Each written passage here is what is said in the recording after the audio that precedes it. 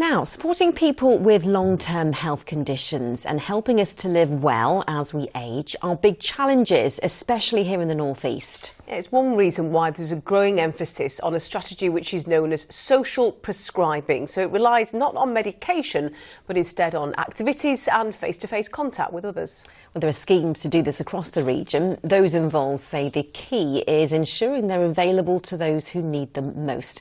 Our health correspondent Helen Ford reports.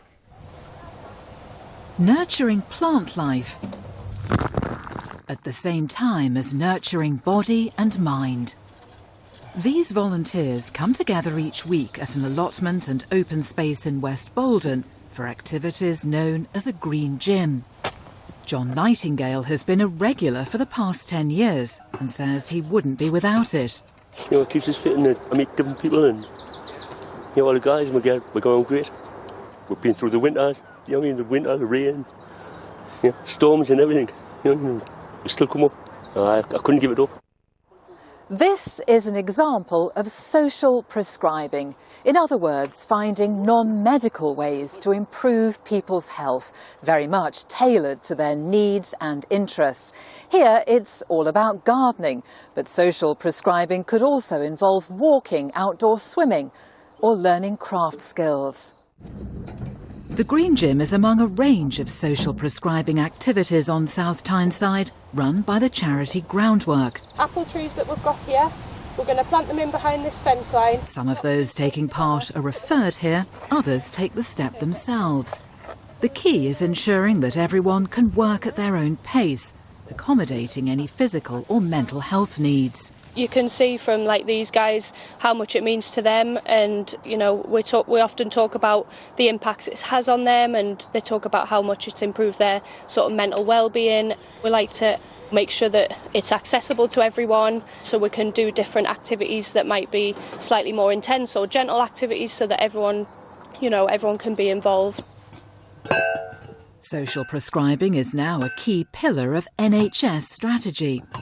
And for the council here on South Tyneside, the approach is central to its efforts to tackle health and social challenges.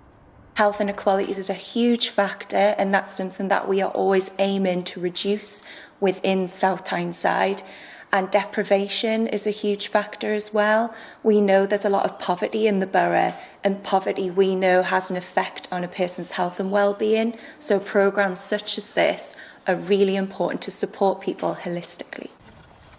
What benefits do you feel from a couple of hours out here in the open air? It's such enough for a day, I can go back home and make myself a meal.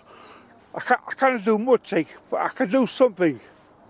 These may seem like everyday activities, but advocates of social prescribing argue that without an organised structure, they wouldn't be available to all, providing a vital layer of support to improve both health and well-being.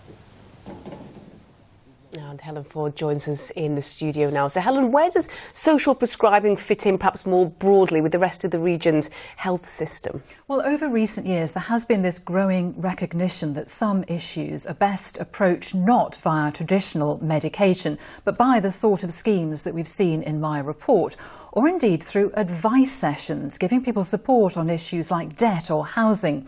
But I'm told there is a major hurdle here.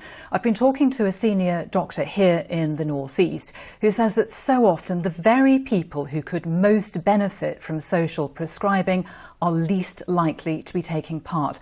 And that's why he says it's so important that mechanisms are now in place to connect people to what's on offer. The evidence that we have available to us suggests that about 1 in 5 people go to their GP for health problems that are related to the places where they live and the conditions that they live in and how much money they have sometimes. Every GP surgery now has a social prescribing link worker who can work with people and actively help them to connect to a wonderful range of community activities and resources that will definitely have a positive impact on their health and well-being. And certainly Groundwork, who we saw in my report, would love to see more people signposted to what it has on offer. Now, no one is suggesting here that social prescribing is a substitute for medication. But at a time of such pressures on frontline health services, the hope is that it can help to alleviate some of that strain and at the same time help us all to live better. Helen, thank you very much.